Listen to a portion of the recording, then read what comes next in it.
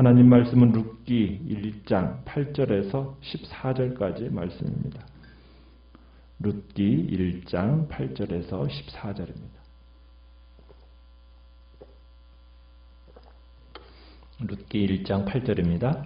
나오미가 두 며느리에게 이르되 너희는 각기 너희 어머니의 집으로 돌아가라. 너희가 죽은 자들과 나를 선대한 것 같이 여호와께서 너희를 선대하시기를 원하며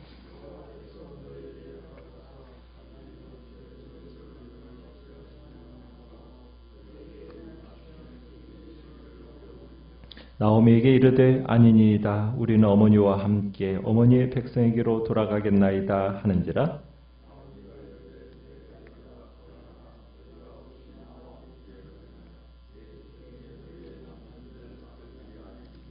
내 딸들아 되돌아가라. 나는 늙었으니 남편을 두지 못할지라. 가령 내가 소망이 있다고 말한다든지 오늘 밤에 남편을 두어 아들들을 낳는다 하더라도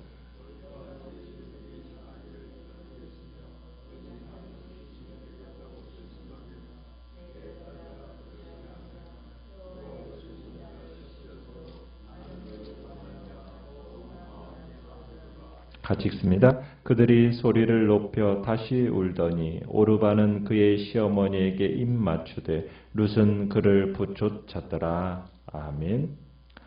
오늘 말씀의 제목은 룻은 그를 붙쫓았더라 라는 제목으로 말씀을 나눕니다.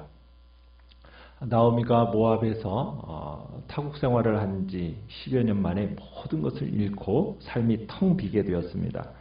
남편도 잃었고 또 두 아들도 잃었어요. 남은 거는 이제 자신하고 두 며느리밖에 없습니다. 집안에는 어떻게 보면은 과부 셋만 덩그러니 남게 된 거죠. 당시 사회는 오늘과 너무 많이 달라서 여자들은 자기 인생을 남자에게 의탁해야만 했습니다. 그런 시대에 집안의 남자가 다 죽어버린 거죠. 그러니 얼마나 참으로 비참했겠어요. 더 이상 어떤 것도 의지할 곳도 없이 된 겁니다. 홀로 된 나오미는 정말 늙고 가난해서 미래를 기대할 만한 어떤 소망도 없습니다. 더구나 젊은 나이에 자식도 없이 생과부가 된 두 며느리를 바라보는 것만도 참 민망하고 어떻게 보면 처량한 일이었을 겁니다. 아무런 소망 없이 과부가 되어버린 이 이방인 며느리들과 하루하루 근근히 살아가던 나오미에게 조국인 이스라엘에서 소식이 들려온 거죠. 지난 10여 년 동안 지속되었던 기근이, 지긋지긋했던 그 기근이 끝났다는 얘기입니다. 이스라엘의 기근이 끝났다는 소식을 들은 나오미는 시간을 지체하지 않고 곧장 며느리들과 고향으로 돌아가기로 결심을 하죠. 그런데 나오미가 자신과 함께 이제 베들레헴으로 갔겠다고 이제 이 이방 며느리들이 따라 나서는 거예요. 그런데 이 며느리들의 처지를 보니까 너무 불쌍한 거죠. 측은한 생각이 든 거죠. 나오미 자신도 10여 년 동안 타향살이를 해봤지만 또 이 며느리들이 낯선 이 베들레헴이라는 곳에 가서 살려면 얼마나 힘들 것인가를 생각하게 된 겁니다. 사실 이 두 아들이 죽었을 때 나오미와 이 며느리들의 사회적인 관계는 이미 끊어진 겁니다. 왜냐하면 더 이상 이 시어머니 나오미 곁에 이 두 며느리가 있을 이유가 없어요. 봉양할 책임은 따로 원래 없었습니다. 그럼에도 불구하고 그들이 이때까지 나오미, 시어머니 나오미의 곁을 떠나지 않았다라는 것, 함께 있었다라는 것은 참 이 사실 자체만도 의미심장한 겁니다. 어떻게 보면 이 두 며느리의 시어머니에 대한 헌신과 사랑을 엿볼 수 있는 대목이라고 할 수가 있겠죠. 자, 그런데 이제 오르바와 룻이 나오미와 함께 유대로 가려고 할 때 나오미는 그들에게 무엇을 권면하고 있습니까? 8절에 보면은 며느리들에게 너무 고맙고 미안한 마음을 가지고 있던 이 나오미는 두 며느리에게 너희는 각기 너희 어머니의 집으로 돌아가라 이렇게 권면을 하죠. 그러니까 나오미는 며느리들에게 각자 어머니의 집으로 돌아가라면서 두 가지 복을 빌어줍니다. 그러니까 나오미가 며느리에게 빌어준 첫 번째 복은 뭐냐면 이렇게 8절에 얘기하죠. 여호와께서 너희를 선대하시기를 원한다 이렇게 얘기합니다. 이 여호와께서 너희에게 인애를 베풀어 주기를 빈다. 그러니까 나오미는 이때까지 며느리들이 지극정성으로 죽은 남편들 또 시어머니인 자신을 친절하게 섬기고 대해준 것에 대한 고마움을 표시하면서 이제 이 같은 복을 빌어주고 있는 겁니다. 그러니까 나오미는 이때까지 며느리들이 지극정성으로 죽은 남편들, 시어머니, 자기를 친절하게 보살피고 섬겨준 일에 대해서 과분한 대접을 받았다고 지금 고마워하고 있는 거죠. 또 이제 9절에 가보시면은 나오미가 며느리들에게 빌어주는 두 번째 복이 무슨 복입니까? 이제 하나님께 여호와께서 너희에게 허락하사 각기 남편의 집에서 위로를 받게 하시기를 원하노라. 무슨 얘기예요? 여호와께서 너희에게 새 남편을 만나 행복한 가정을 이루도록 해주시기를 빈다. 이런 의미인 거죠. 그러니까 나오미는 며느리들이 죽은 남편들은 그냥 과거에 묻어두고 재출발하기를, 행복한 가정을 다시 꾸리기를 바라고 있는 겁니다. 그러니까 그녀의 진심이 담긴 축복이고 나오미는 이 축복을 통해서 이제 며느리들과의 관계를 정리하고자 한 거예요. 더 이상 시댁에 얽매이지 않고 자유를 주고자 한 겁니다. 그러면서 나오미는 여호와께 자기 이 며느리들을 보살펴 주시고 인애를 베풀어 달라고 간절히 호소를 하고 있는 거죠. 그러면서 나오미는 말을 마치고 이제 며느리들과 입을 맞춥니다. 9절 끝에 보면 입 맞추면서 정식으로 작별을 고하는 행위를 하는 거죠. 자, 시어머니의 말을 듣고서는 이 두 며느리가 오열을 합니다. 새 여인이 얼싸안고 얼마나 울었을까요? 정말 며느리들이 이제 마음을 진정하고 그때 두 며느리들이 처음에는 이구동성으로 뭐라고 얘기를 하고 있습니까? 10절에 보면은 아니다고 얘기합니다. 우리는 안 돌아가겠다는 거예요. 자기 동족으로 안 돌아가겠다는 거예요. 우리는 어머니와 함께 어머니의 백성에게로 돌아가겠습니다. 참 두 며느리의 말은 진심 어린 말이었어요. 어떻게 보면 나오미와 하나가 되어서 이제 평생 함께 살겠다고, 그녀를 보필하며 살겠다고 다짐하고 있는 겁니다. 참 우리는 여기서 그동안 나오미와 이 두 며느리의 관계가 어떠했는가를 엿볼 수 있는 거죠. 만약 참으로 시어머니인 나오미가 뭐 잘못되었다면 이런 일은 없었겠죠. 평상시에 어쨌든 며느리에게 헤세드, 인애를 베풀어주고 또 그 어머니, 시어머니의 이 참으로 인애에 대해서 며느리들이 적절하게 보답하고 있는 겁니다. 참 늙고 가난해서 당장 끼니 걱정을 해야 할 이 나오미의 입장에서는 이 젊은 며느리들이 함께해서 봉양해 주겠다. 참 이것만큼 더없이 고마운 일은 없죠. 그러나 그동안에도 며느리들에게 짐만 되었던 이 나오미가 또 어찌 이와 같은 호의를 받아들일 수 있겠어요.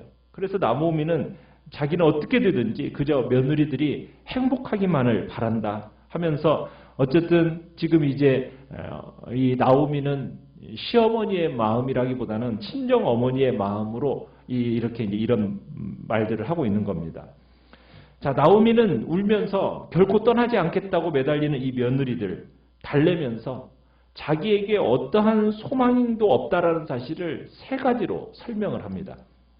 그러면서 각자 자기 어머니의 집으로 다시 돌아갈 것을 권면을 하는데요. 이 나오미의 이 세 가지 권면을 보면은 11절에 보면 이런 표현들을 쓰죠. 내 딸들아, 내 딸들아. 12절에도 내 딸들아. 그러면서 이제 얘기를 해요.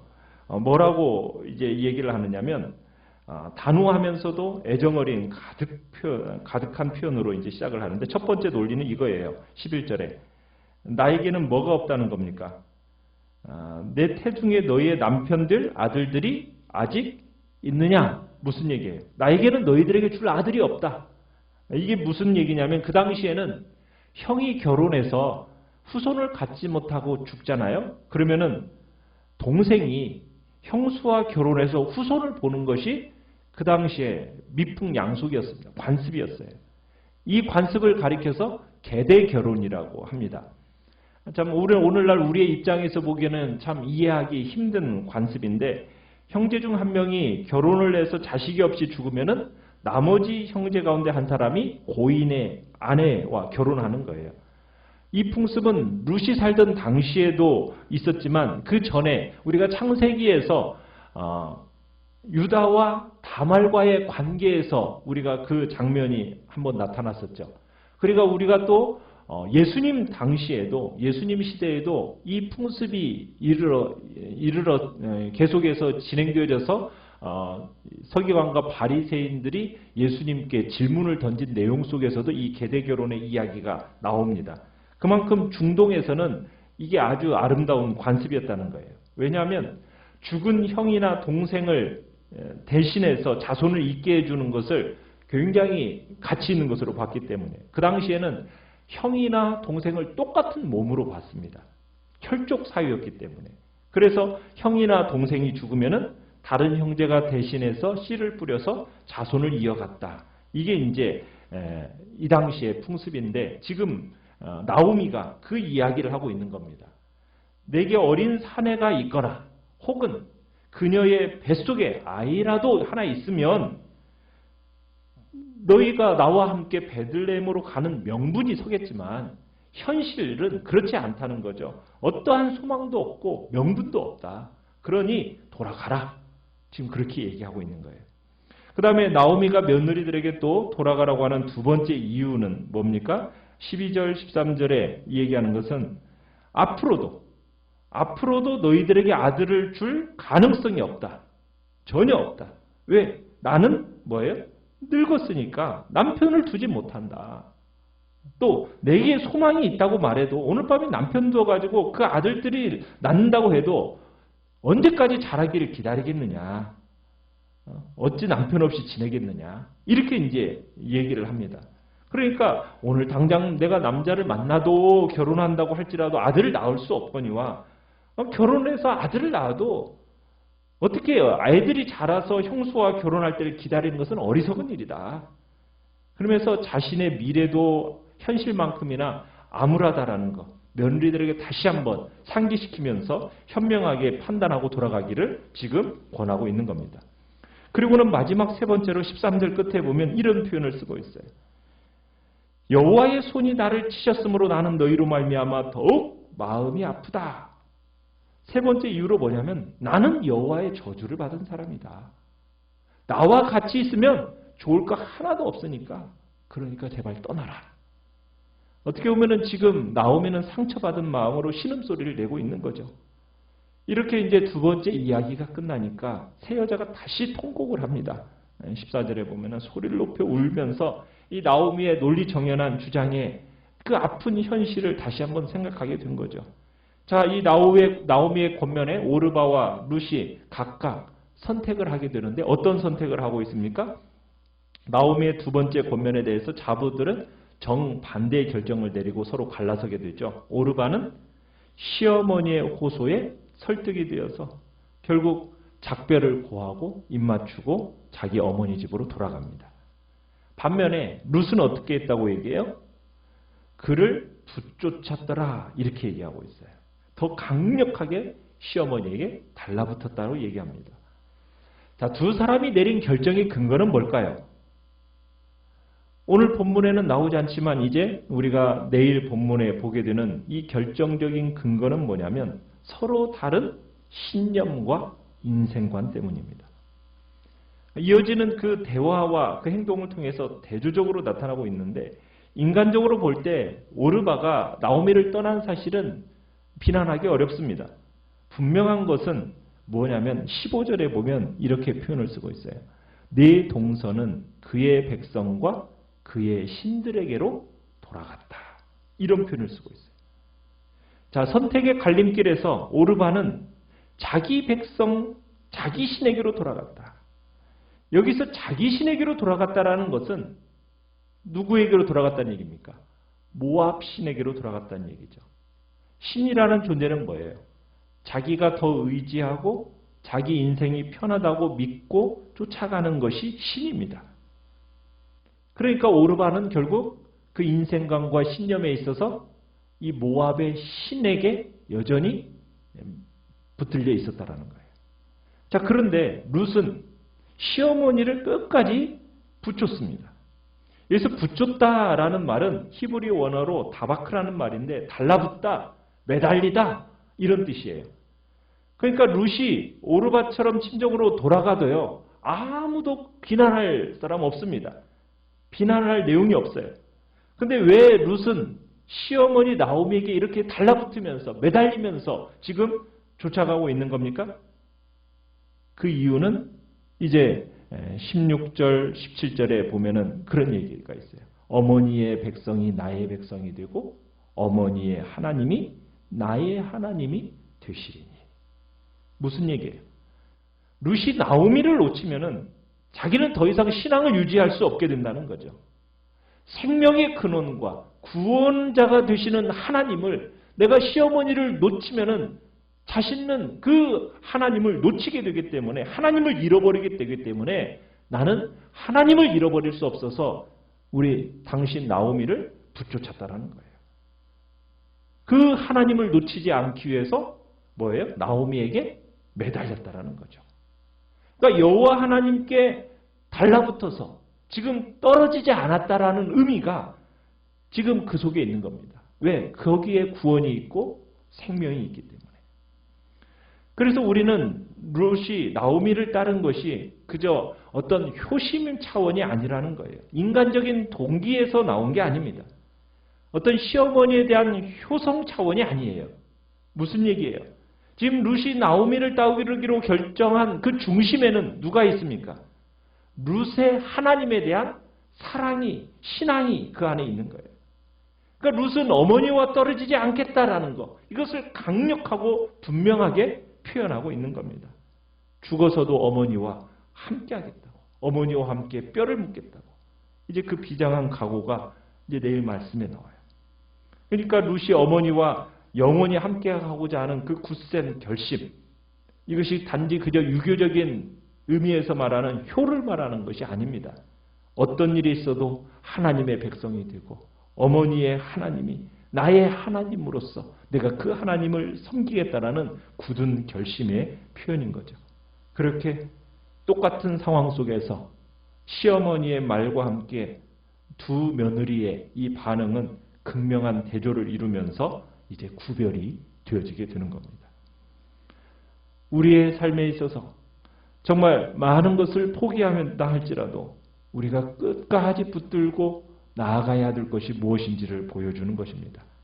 참으로 여호와 하나님에 대한 신앙, 그 하나님을 붙들고 믿음으로 가는 것만이 우리가 참으로 살 수 있는 유일한 길임을, 우리의 생명이고 우리의 구원은 오직 예수 그리스도 그 한 분밖에 없음을, 그 한 분 붙들고 이 세상을 믿음으로 살아가겠다고 주님 앞에 이 시간에도 결단하면서 하나님의 은혜가 우리 안에 나타나기를 소원하며 나아가시기를 바랍니다.